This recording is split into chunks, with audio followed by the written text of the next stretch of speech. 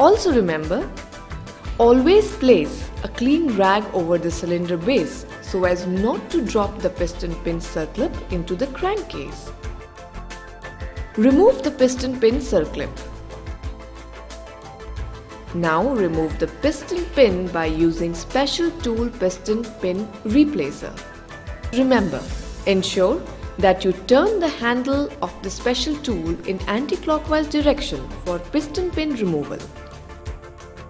Now remove the piston pin and the piston along with the piston ring. Inspect the cylinder wall for any scratches and damage and check the bore diameter for any wear and tear.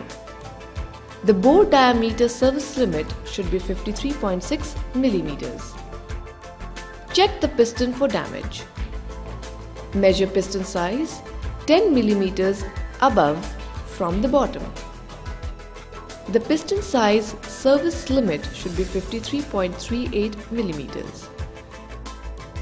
Calculate the cylinder or the piston clearance. The bore diameter piston size service limit should be 0.120 mm. Then check the piston ring end gap.